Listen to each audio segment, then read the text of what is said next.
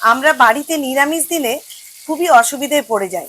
কি করব ভাজা নয় একই রকম নিরামিষ সবজি। বাড়ির লোকেরাও বিরক্ত আর নিজেও। কোনো চিন্তা নেই, পাশের মা মাসির বাড়িতে বা কোনো প্রতিবেশীর বাড়িতে কুমড়ো গাছ হামেশাই থাকে। কয়েকটা কুমড়ো পাতা চেয়ে নিন, এবার তৈরি করে ফেলুন কুমড়ো পাতার বড়া। নমস্কার বন্ধুরা, আমি মৌসুমি উইথ মৌসুমি চ্যানেলে সবাইকে স্বাগত। আজকে আমি একটা নিরামিষ রেসিপি তৈরি করব, কুমড়ো পাতার বড়া। তো কুমড়ো পাতা এখানে নিয়েছি আমি 6টা। তো আমার কুমড়ো পাতাগুলো কচি কচি আছে।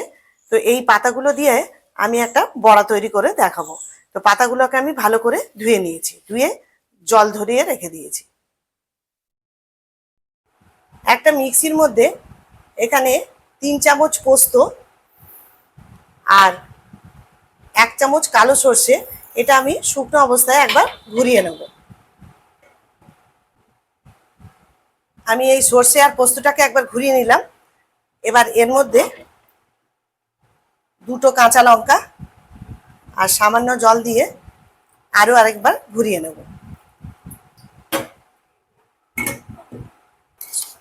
সমস্তটা ভালো করে পেস্ট হয়ে গেছে। এবার এটা একটা বাটির মধ্যে ঢেলে নেব।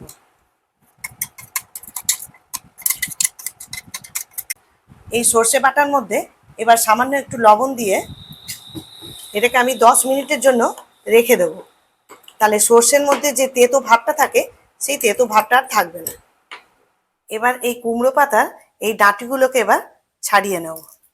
ছাড়িয়ে এই আঁশের মতো যেগুলো আছে এটা আস্তে করে বার করে নেব।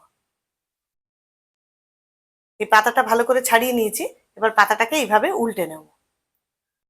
উল্টে এরপর সর্ষে পোস্তর যে পেস্টটা করে রেখেছিলাম সেই পেস্ট থেকে 1 চামচ করে এই কুমড়ো পাতার মধ্যে দিয়ে দেব। এবার এই পাতাটাকে আমি ভাঁজ করে নেব। এইভাবে ভাঁজ করে নেব। এবার প্রতিটা পাতাকে আমি এইভাবে ভাঁজ করে রাখবো। আমি এখানে আবার আরেকটা করে দেখাচ্ছি। এইভাবে ডান্ডিটা কাটলাম। এবারে এই আঁশের মতো অংশটাকে ফেলে দিলাম, দিয়ে আবার পাতাটা উল্টালাম। এখান থেকে 1 চামচ পেস্টটাকে নিলাম। এবার এই পাতাটাকে আমি এইভাবে মুড়ে নেব।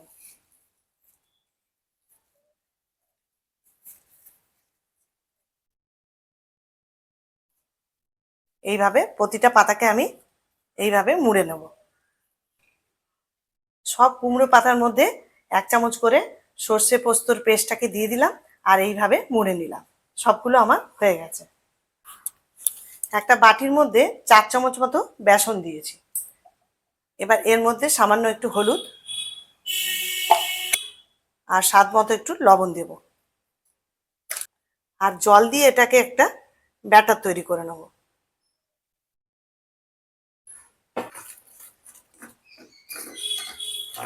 এই জল দিয়ে এটাকে ভালো করে গুলে নেব। আর এই ব্যাটারটা তৈরি করছি এই কুমড়ো পাতার বড়াগুলোকে ভাজার জন্য।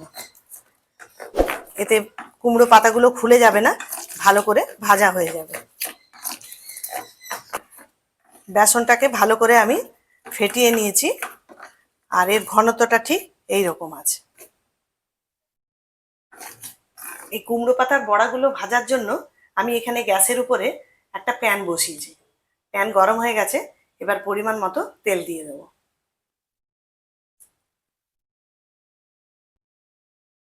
তেল গরম হয়ে গেছে।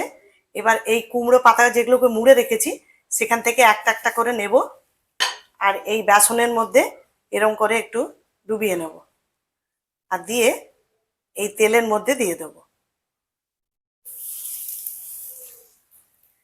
তেলটা এই সময় লো ফ্লেমে থাকবে।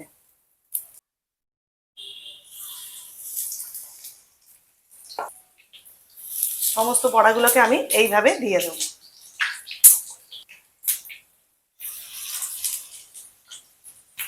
আমি লো ফ্লেমে এই বড়াগুলোকে আমি এরকম করে ভেজে নেব আর 2 পিঠটাই ভাজবো। 1 পিঠ ভাজা হয়ে গেছে, এবারে ওই পিঠটাকেও ভেজে নেব।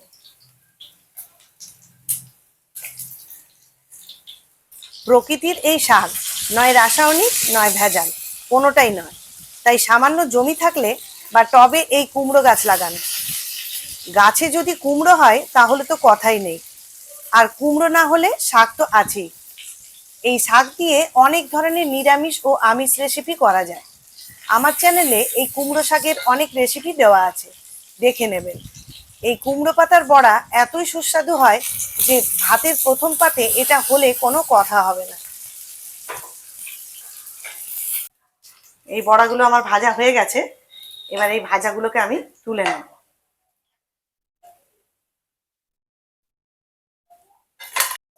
বন্ধুরা, এই বড়াগুলো যেমন বেসনের গোলা দিয়ে এরকম বেসনের গোলায় ডুবিয়ে যেমন ভাজা যায়, আর শুধু বেসন ছাড়াই ভাজা যায়, তা আপনাদেরকে একটা করে দেখাচ্ছি। এটাও খেতে কিন্তু অসাধারণ লাগে।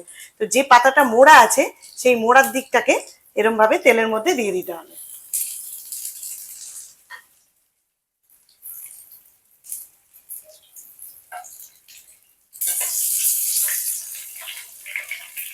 একটু সময় নিয়ে নিয়ে ভাজতে হবে লো ফ্লেমে। ওই একই রকম ভাবে বন্ধুরা এগুলো এই পাতাটাকেও আমি এইভাবে ভেজে নিচ্ছি, আর এই পাতাটা ভাজাও হয়ে যাবে আর খেতে খুব ভালো লাগে। এই কুমড়ো পাতার ভেতর যে পোস্ত ও সর্ষের পুর দেওয়া আছে, তাই এটা গরম ভাতের সঙ্গে মেখে যেমন খেতে ভালো লাগে, তেমনি ভাত আর ডাল দিয়েও এই বড়া খেতে খুবই ভালো লাগে। আমার সম্পূর্ণভাবে তৈরি হয়ে গেল কুমড়ো পাতার নিরামিষ বড়া।